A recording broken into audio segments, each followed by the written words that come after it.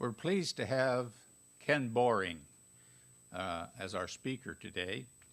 Ken is a licensed practical nurse who specializes in behavior modification and interactive caregiving. He currently works as a memory unit nurse supervisor at Water's Edge here in Bradenton.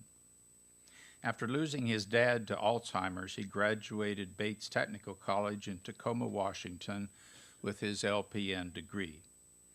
In the spring of 2017, he published his first book, Remembering What I Forgot, a fictional memoir that explores a day in the life of a memory unit nurse. He also holds a Bachelor of Science degree in Applied Science and Technology from Thomas Edison State University. He currently resides close by in Southwest Florida with his wife, Susan, who is also here today, and a special needs brother-in-law, Robbie, who is also here today.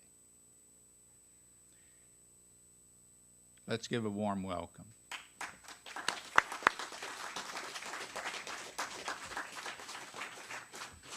It'll take a couple minutes for us to get set up here.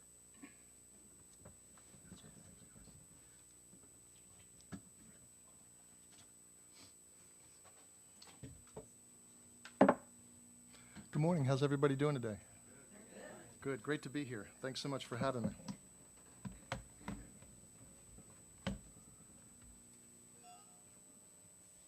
My first time here, so you'll have to bear with me getting set up.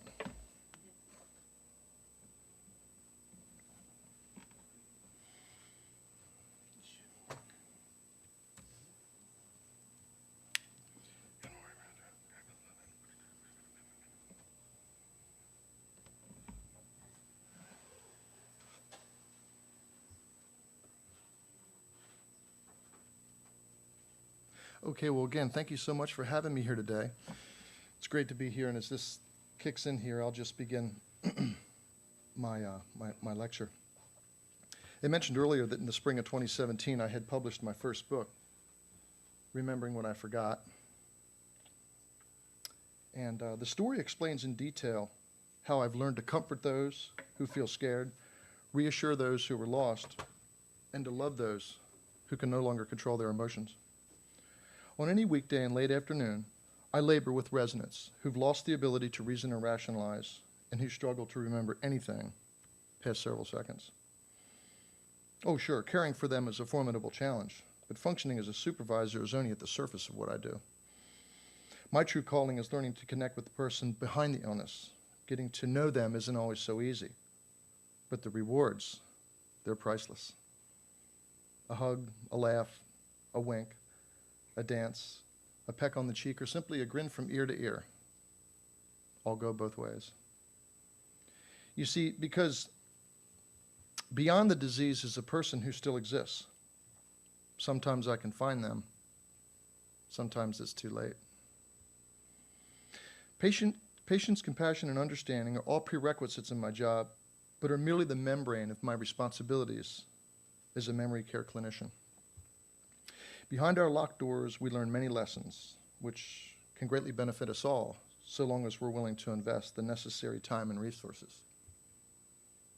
Remembering What I Forgot is one story of many lessons.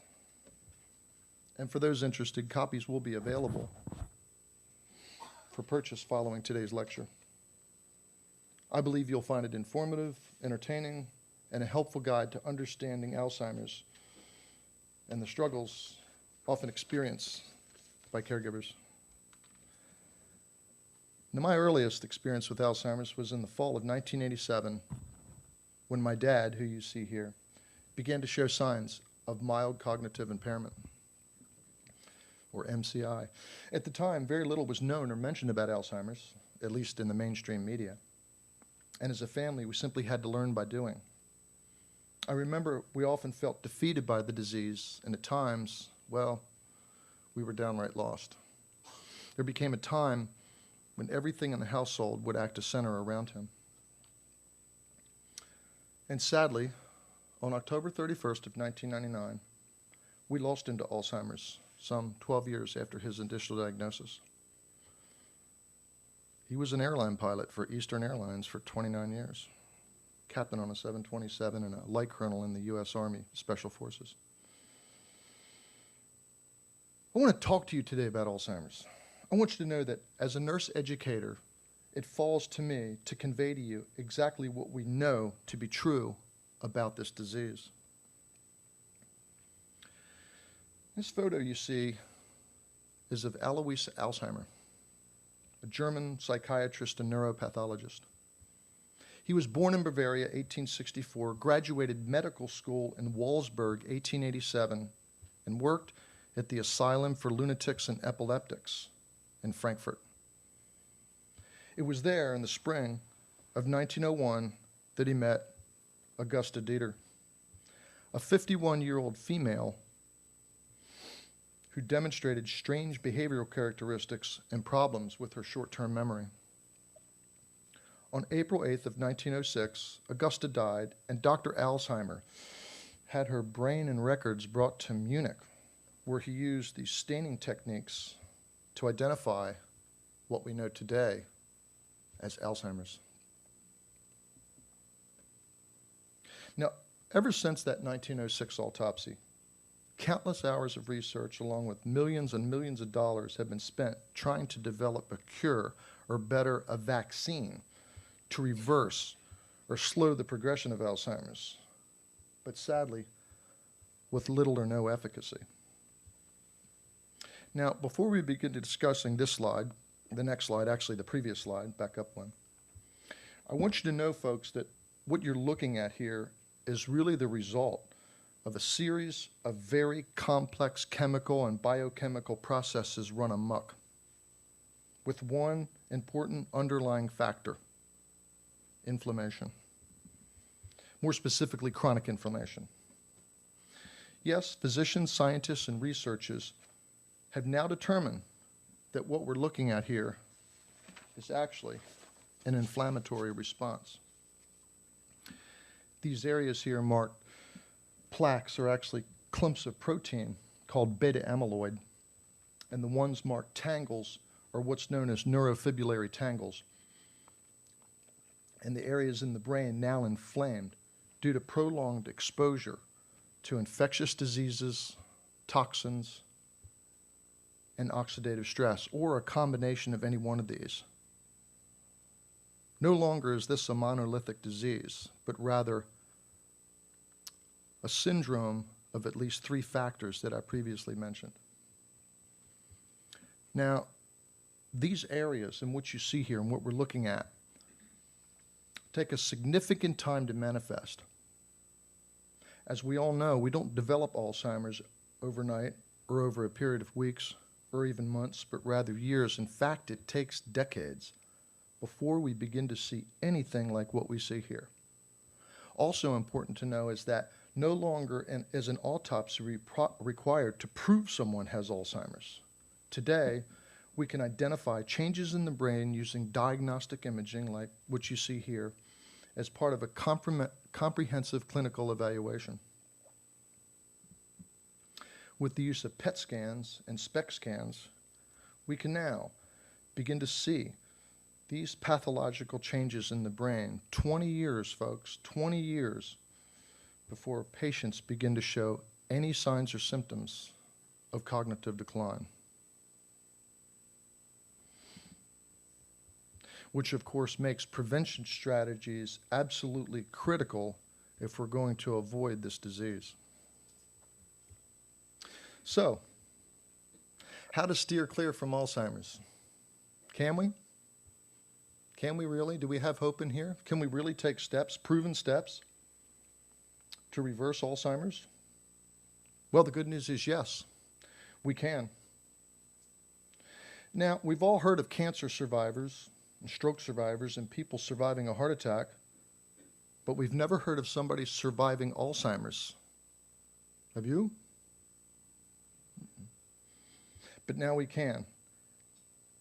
And the term is RECODE. And it's short for reversing cognitive decline.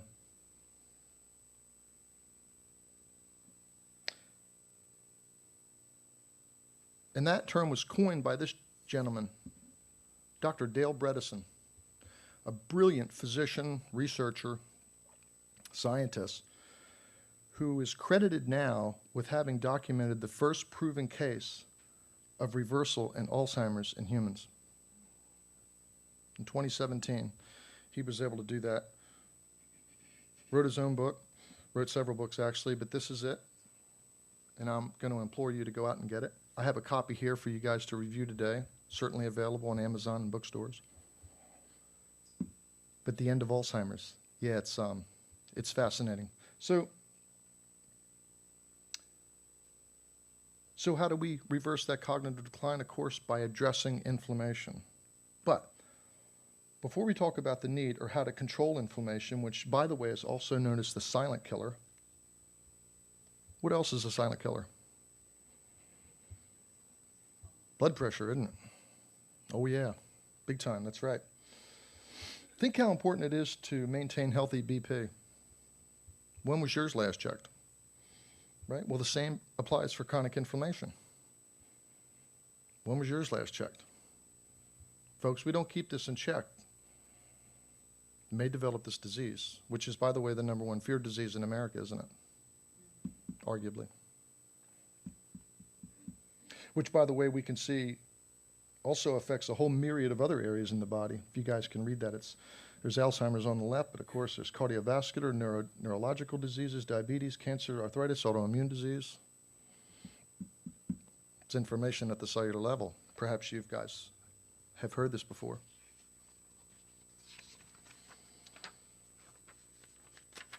So again, before we begin to talk about the need to control inflammation, specifically in the brain, we must first trace its steps, inflammation that is. We must determine exactly where the inflammation originates. And one origin, arguably the most prominent, is our gut. Now understand folks, that there exists a line of communication between the brain and the stomach, known as the gut-brain connection, or gut-brain axis. It describes the biochemical signaling between the GI tract and the central nervous system. And if you folks haven't attended medical school or you're not going into there, none of this will make any sense. Otherwise, it might make perfect sense. Looking at this made me nervous. So I chose this one instead. I felt better when I looked at it last night. Think about that. Here you come to a discussion on brain health, and most of what is said has to do with the stomach. That's bizarre, isn't it? But that's where we are, folks. But any discussion, any honest discussion on Alzheimer's and any other neurodegenerative disorder for that matter, must also involve gastrointestinal health. Now, some of you might be familiar with leaky gut syndrome. Now, leaky gut is an informal or slang term, but leaking gut is a real medical diagnosis, and it describes how the integrity of your intestinal lining or microbiome is compromised, which in turn leads to chronic inflammation. All those areas we saw earlier, and of course Alzheimer's is one of them. What it is that numerous pinpricks line the intestine, allowing substances to prematurely enter the bloodstream.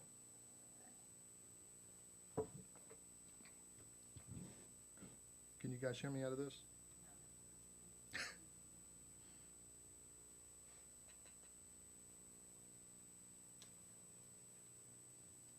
I think we're live now.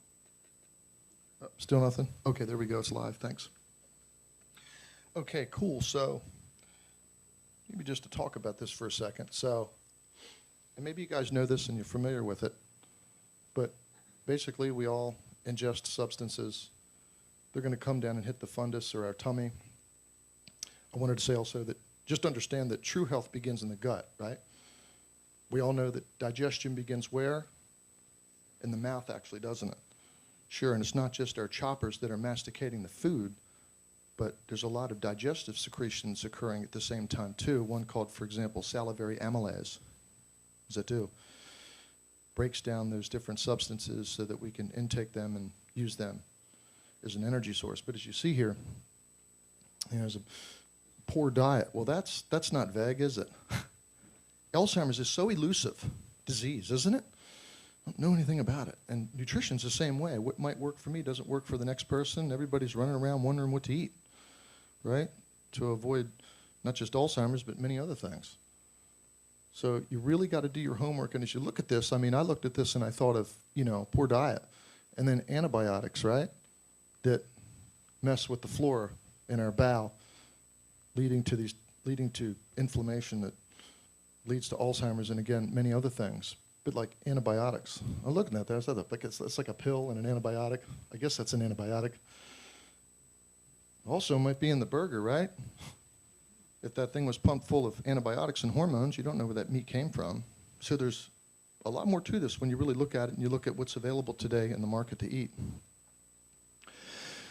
But in summary, as you can imagine, we intake this stuff, the poor diet and the antibiotics, they damage the intestinal lining.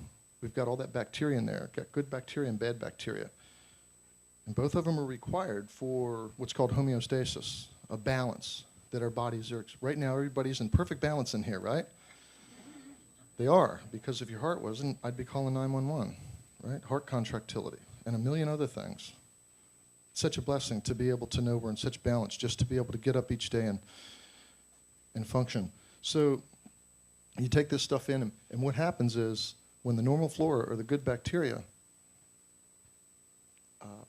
doesn't thrive and the bad bacteria begins to take over, it eventually damages the intestinal lining, and it causes all those pinpricks, and you can see those arrows on there. And what happens is stuff prematurely enters into the bloodstream, right, that where it ought not to. And the body goes, ah, right, and it freaks out. And it starts an immune response to address that, because it sees it as a pathogen. It sees it as something that shouldn't be there, right? And this is what happens, actually, that gut-brain connection all the way up into the brain, that process that's run amok. Now you got inflammation in the brain, and it ends up eventually in larger deposits of beta amyloid. And those neurofibrillary tangles, beta amyloid is extracellular, meaning it's outside the cell. And with Alzheimer's, it's not so much just the neurons. We have nerve cells all over our body, right? The ones in the brain are given a fancy name. They're called neurons. And it's not so much just the neurons going bad, but it's the connections between them. And with the beta amyloid, that's exactly what it does. However, the neurons can also go bad. And within that cell, there's a protein that runs amok too, and that neuron goes bad. Once this happens over a period of time, long enough, you begin to have memory problems. So how do we battle against this? How do we overcome this? Right? These toxins are coming in, got a leaky gut, all going in the body, right? Got this situation going on.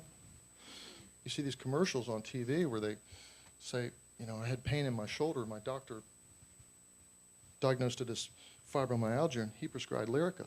My question would be, why do you have the pain in your shoulder? Because if you don't address the root cause, all you're doing is band-aiding a symptom. And I'm not anti-pharma, necessarily. I'm grateful to be in today's age and have powerful pain medications. We've all seen Dances with Wolves, right? Sawing the guy's leg off with ether.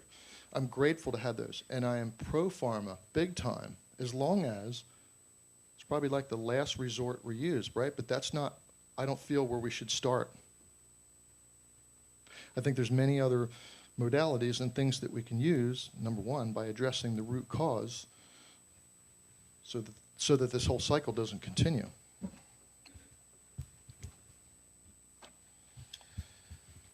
So how do we beat this? Which, by the way, again, leads to all these different conditions that we have here. That was cut off. That says neurological disorders. But all this stuff. So just know it's inflammation at the cellular level. And then if you find out the cause or the reason for the inflammation, only then can you work towards having real health and wellness in the body. So as far as the gut's concerned, what do they talk about here? Well, these are 4 things you have to do. And there's another wonderful book called Eat Right for Your Type. Maybe you guys have heard of that. Which a physician by the name of Peter D'Adamo, it was 97, published this. And you know how we had 4 food groups we were always taught growing up? He's got like 16 food groups in this book because he goes into nuts and legumes and everything else. And it's really cool. It talks about the 4 blood types, A, B, and O. And then for each individual blood type, for example, I'm A. He goes through all 16 food groups. And all the foods in there, which are numerous, are listed as either highly beneficial, neutral, or avoid. So you've got questions on what to take in order to address, for example, today's lecture, inflammation. Look at that book. And like I said, that book and many others are next door when we break over here to go into the fellowship hall, socialize. I'll show you those. So it's not vague. So you guys know specifically what to do that works best for you. Each one of us have a genetic makeup, right, that's individual to ourselves, that's as individual as our fingerprint and the hairs on our head. So you got to find out what works best for you. And these books are great guidance, and they can narrow down some things that will really help you to do that. But what do we do? Remove, replace, repair, rebalance. So remove factors that damage the gut. What were those 3 things they just showed? Well, it said poor diet and antibiotics. And by the way, over-the-counter medications are a big contributor here. They're just what are called NSAIDs, which is non-steroidal anti-inflammatory agent. The most common, aspirin. Remember they said aspirin eats a hole in your stomach? That's what they're talking about. But sadly, it includes Motrin, which is ibuprofen, even Tylenol. Now I'm talking about chronic use. You get a headache every now and then, you have to have an Excedrin. Okay, that's one thing. But watch your intake of those. But the other one, big time today, as you know, carbs, refined carbs specifically, carbs are the killer. Not the blueberries, right? Not honey, but the refined sugars. When you eat those refined sugars, says Dr. Dave Perlmutter, that has to be processed by every cell in your body. But if it's honey and the brown sugar that you can buy that's natural, your liver takes care of that. So you got to take care of the people that take care of you, right? All those molecules we take in. So what are we going to do? We're going to cut out the carbs as best we can, refined carbs. So naturally occurring sugars, fruits, lots of fiber, that's good. I think we all know that. Blueberries and so forth.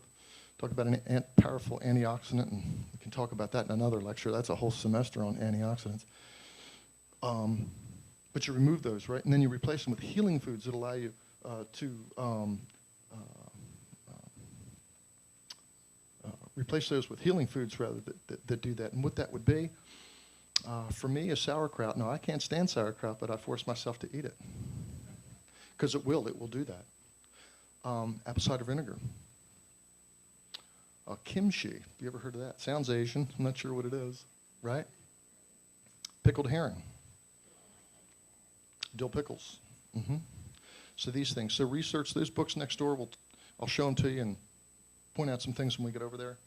And then, of course, we repair the gut with supplements like uric acid or L-glutathione. These are things you can take that are supplements that coat the lining, aid in that process of healing and helping. And then, of course, we rebalance that microbiome, don't we? You can use probiotics. The books I've read says you have to have between 30 and 50 billion bacilli, right? So you look on there, and they can be a little costly, but hey, it's a pay me now, pay me later type thing, is it not? So you got to take care of yourself. So that's what we do. It's really all about inflammation, is it not, folks? It really is. It's all about understanding inflammation and tracing its steps, and understanding the need to control it before it becomes an issue, right? Which again can occur up to 20 years before we show any signs or symptoms in the case of Alzheimer's. So, don't allow inflammation to destroy your brain. Follow steps and eat the foods that are friendly to your gut. And I guarantee you, your brain will thank you for doing that. Thank you for having me here today. I appreciate. Oh yes. Sorry. Question. Yeah. Does it help to take an aspirin a day? I'm sorry. Say again, please. Does it help the heart to take one aspirin a day? Is that a fallacy or is it true? Well, now, you know, for years she was asking, is it beneficial to take one aspirin a day? I'm assuming with an 81 milligram. I don't take it, but I've heard that it does. Yes, and cardiologists will, and I've talked to numerous cardiologists. That's a judgment call by the doctor, but I can't answer that definitively because I don't know if it would be good for you. Okay. They're saying, and other physicians will put somebody, most of the people that I care for, 150 people, I would say at least half of them are on 81 milligrams a day. Because what is that? Well, it's like a low dose, and it's like a blood thinner. Actually, it's a prostaglandin inhibitor, which has to do with cardio, right? Yeah. Maybe if you guys are home, somebody has chest pain and stuff, and you call 911, what do they tell you to do? Exactly. Give them a 325 milligram tablet. If you have one, the 911 operator will tell you to do that and chew it up. So it goes directly into your bloodstream. I don't know how all that stuff works because I haven't been to medical school, but I'm sure it goes right to your heart. And it can assist at least for a period of time because an aspirin is anti-inflammatory. So, but now, I mean, my brother-in-law back there, Robbie, if you got to see him, hey, Robbie, he sees a cardiologist at Bradenton Cardiology, and his physician had put him on that. And I still give it to Robbie, but really don't know if it helps, right? So I would recommend do whatever your doctor tells you to do, but understand that the aspirin's great, but that's just not even the tip of the iceberg. There's so many different areas we can do in conjunction with that aspirin that are more effective. It's really all about the O's, isn't it? They taught us that in nursing school. O's meaning oxygen molecules, right? It's all about the circulation. Blood has two purposes, right?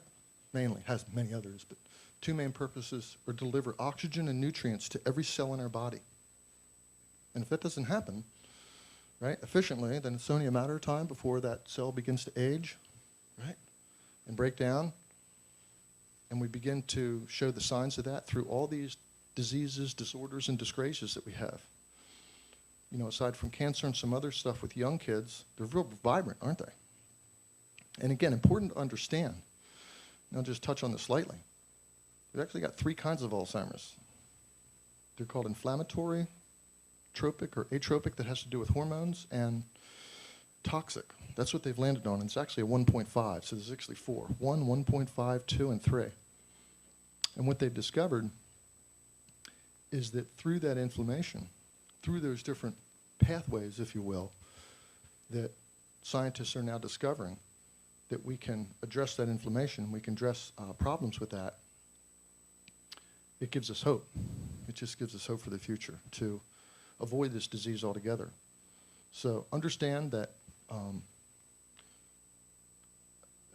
if you're going to keep your brain vibrant, it's going to have to require those O's, those oxygen molecules, which is done really through exercise, isn't it? So there's brain stimulation and other stuff, and just walking. Make sure you guys do that at least 3 to 4 times a week for no less than about 20, 25 minutes at a time, kind of briskly too.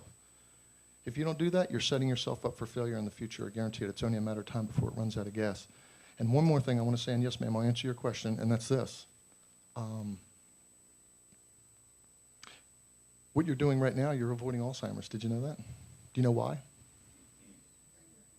Because you're socializing. You're getting out. So I have 5 areas: nutrition, hydration, exercise, rest, and stress management. Stress management is a whole library of Congress.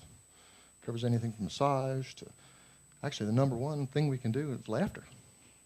No matter how stressed out you are, if you laugh, for that moment, the stress goes away, and it pulls the fire back from the cell. I don't know if that makes sense or not. And in fact, innately, I understand God, I feel, designed me that way. He made me that way. I had a previous career as an airline pilot, like my father. I've listened to tapes when planes took off and they crashed. But before that, they knew something was wrong. And he's like, oh, yeah, that's now 25. That's what that is. And you hear him laughing because they're so nervous. That was Palm 90, if you remember, 1989, that crashed into the 14th Street Bridge. Larry Wheaton, he flew F-15s in the Air Force. He and his co-pilot sucked a bunch of ice debris into the engine when they backed out of the gate. And when they were going down the runway, they weren't right, but they were a little bit, they were laughing because they were so stressed out. That's just what we do. It's our only way to cope with it because the stress is so high. That's acute stress, of course. But for chronic stress, that's what this discussion is about today. You have the ability, each one of you sitting here, to make a collective decision. They call it lifestyle. I call it life choices. Nursing school taught me that because it makes you own up to your choices. So, right, they're life choices. So what can you do today? And I'll commend you guys because you already have. You're here. When people really begin to suffer from Alzheimer's, what's one of the first things we see? Yeah, isolation, that's right, Pat. They pull back. And there's this general apathy. They're not with the crowd. They're in the fog. They're not at the dinner table or whatever, right? My dad wouldn't go to after-dinner walks. He wouldn't involve himself. And we just think, oh, he's tired. He doesn't want to do this. No. Something was going on and stuff. So, but yeah, so I'll probably run over here, but I'm sorry. Somebody had a question real quick I can take. Is that okay? Okay. Yes. I would recommend you for the water. For the water, if you can get into the water somewhere, at a Y or somewhere else, and try walking in the water or lying in the water and doing jumping jacks on your back. Water's great resistance. That's part of my background too. I'm biased on water because I was an open water marathon swimmer for years. So I have this never-ending love relationship with the water. So try the water. Any way you can move, if you can get your heart rate up for 20 minutes, you're good. Yes, ma'am.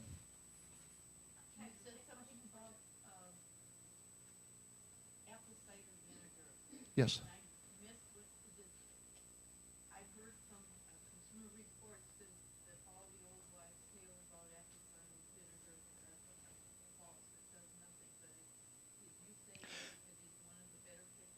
It is, yes, ma'am. And that's wrong what they told you because they can't answer specifically works well for you. You can't make a blanket statement like that about any nutrient unless it's something caustic or poisonous to the body. So, but let's talk about it next door. I know we're anxious to go. If you guys have questions, I'll be more than happy to take them over there. I'll take one more. Have there been any studies that you know of that address using medical marijuana for this? Oh, yeah. Well, it depends on the person's disposition that has Alzheimer's. Got it from both sides. I have some people on Marinol, if you've ever heard of that, where I work now.